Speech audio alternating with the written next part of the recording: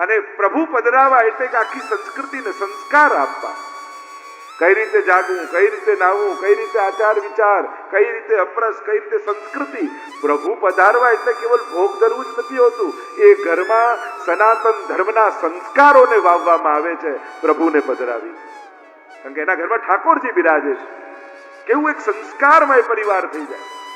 તો જે ક્રાંતિ મહાપ્રભુજીએ કરી છે એનું તો જો વર્ણન કરવા બેસીએ તો મહિનો ઓછો પડી જાય. અને આ સમજવાની જરૂર છે સમાજે કે જે યોગદાન રહ્યું છે વૈષ્ણવ સંપ્રદાયનું આ ભારતીય સંસ્કૃતિને સમૃદ્ધ બનાવવામાં, એ બેજોડ રહ્યું છે. તો એની તો ચર્ચા ક્યારેક નીકળશે ત્યારે કરીશું.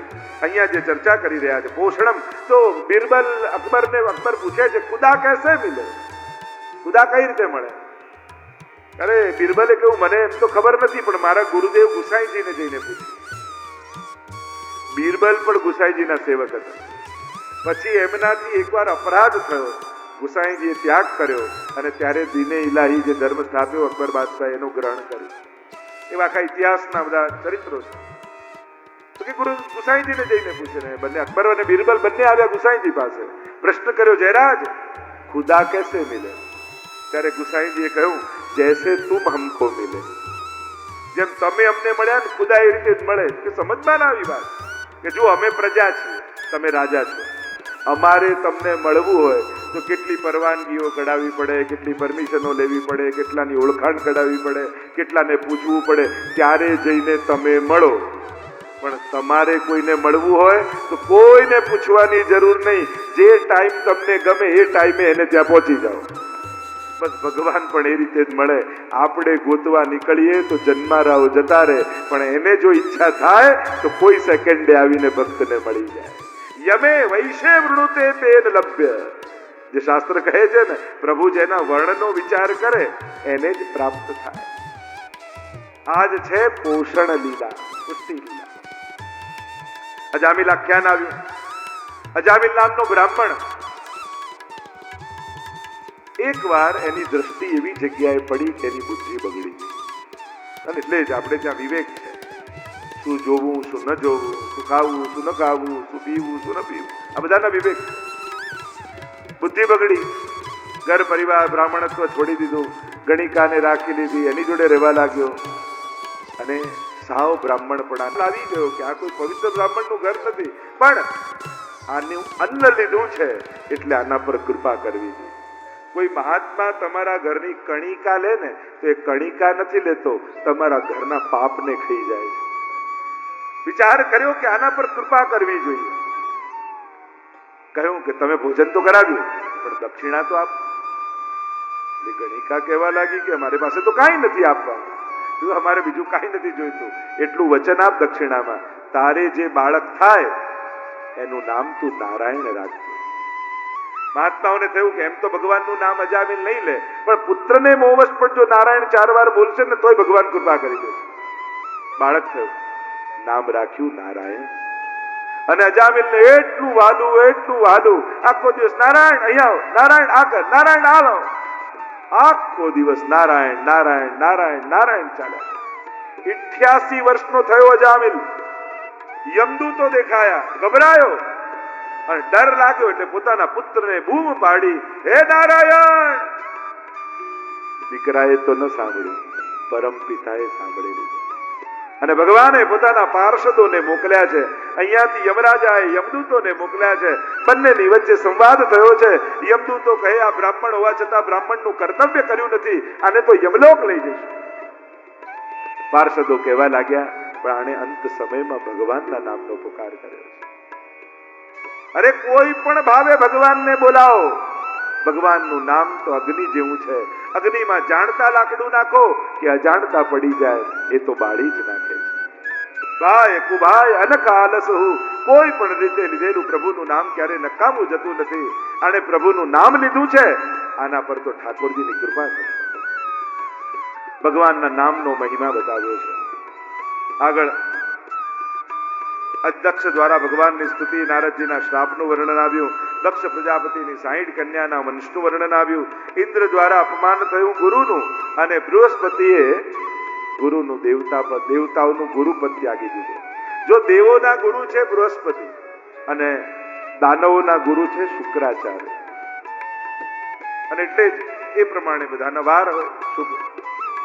અને જ્યારે દેવતાએ ના ગુરુ બૃહસ્પતિએ અપમાન લાગ્યું અને ગુરુપદ ત્યાગી દીધું તો નગુરા થઈ ગયા.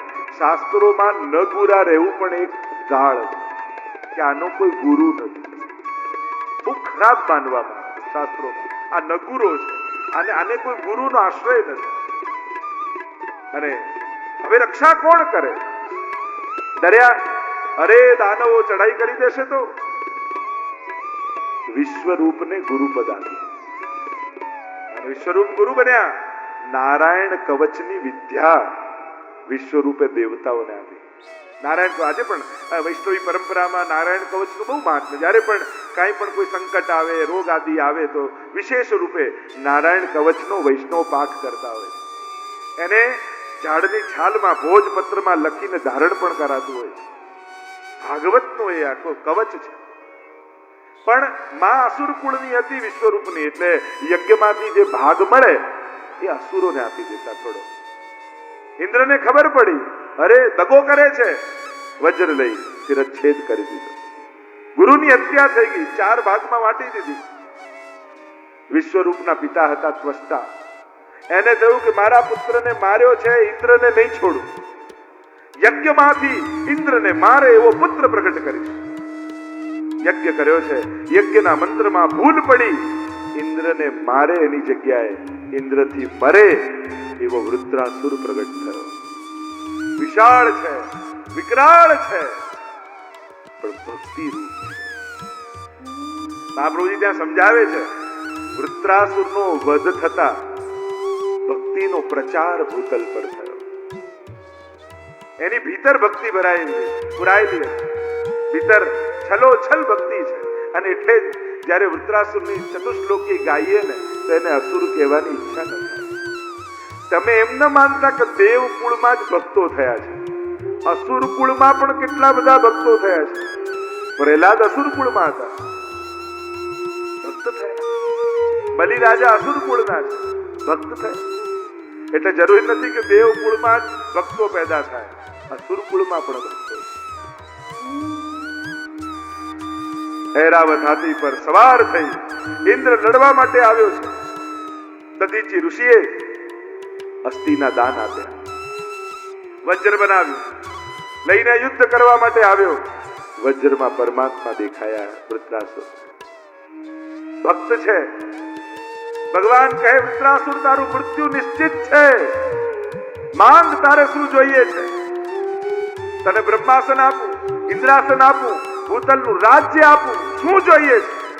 અને વૃત્રાસુર ચતુશ્લોકીમાં વૃત્રાસુર બોલ્યા, આપ છો તો બધું છે. અરે વૃત્રાસુર, હું તને આપવા આવું છું ને તું ના પાડે છે? પ્રભુ આપવું હોય ને તો આપના માટે પ્રેમ આપો. કેવો પ્રેમ!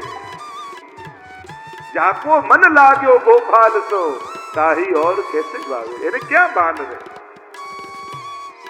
આપણે ત્યાં કેવા કેવા સુંદર પ્રસંગો, અનેક ભગવદીઓના ચરિત્રોમાં તમે જુઓ કેવા સુંદર પ્રસંગો આવે, કેવા પ્રભુમય થઈ ગયા હતા.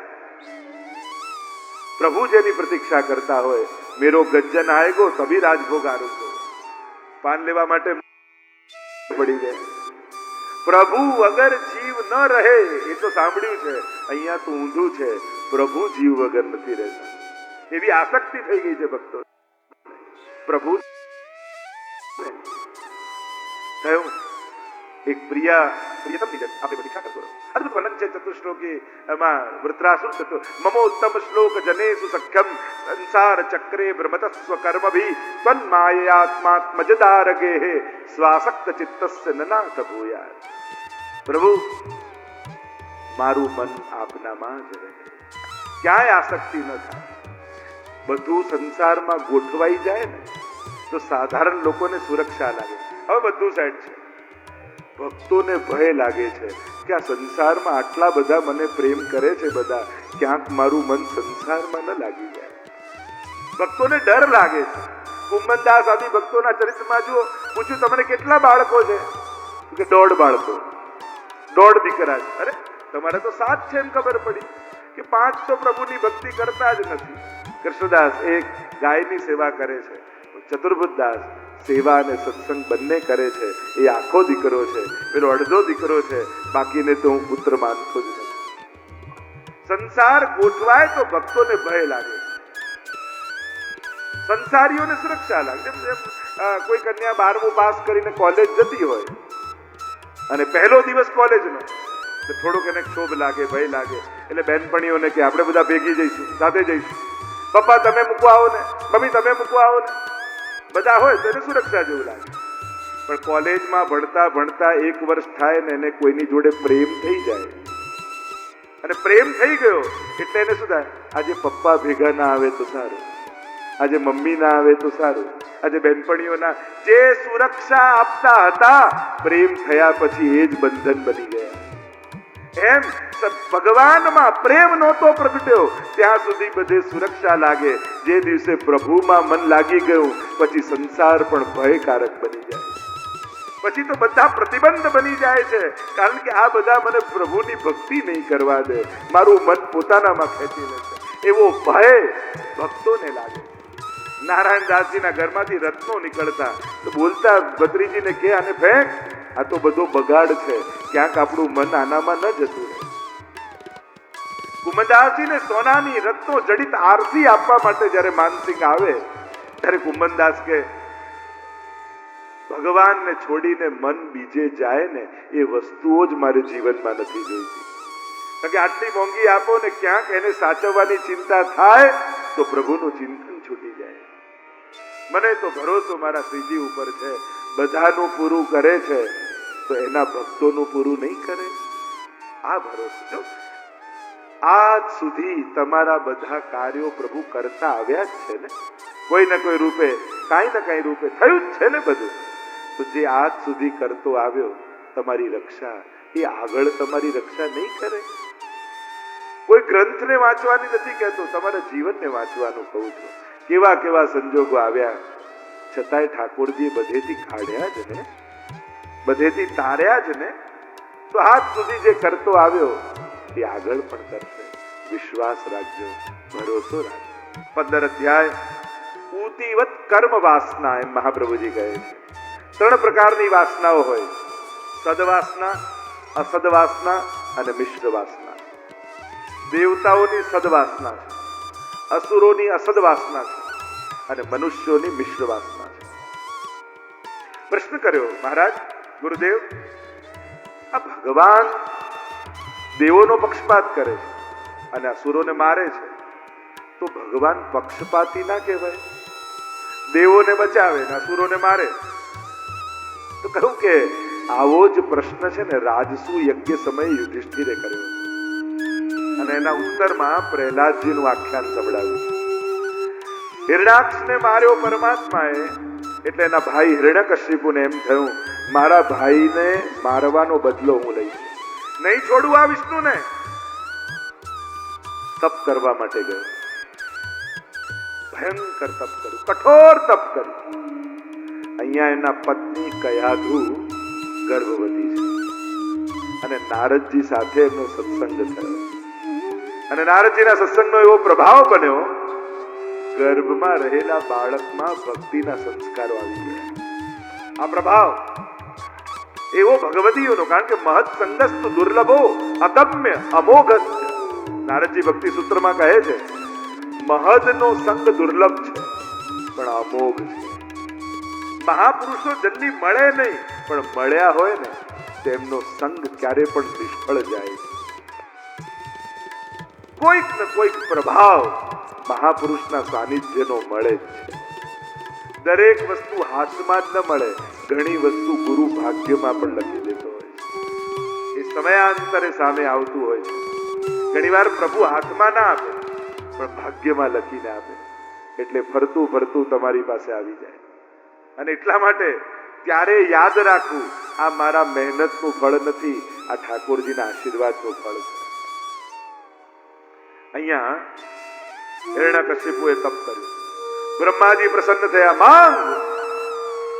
કહ્યું, ઘરે ન મરું, ઘરની બહાર ન મરું, પશુથી ન મરું, મનુષ્યથી ન મરું, અસ્ત્રથી ન મરું, શસ્ત્રથી ન મરું, 12 મહિનામાં ક્યારે ન મરું, દિવસે ન મરું, રાત્રે ન મરું. લાંબુ લિસ્ટ આપ્યું.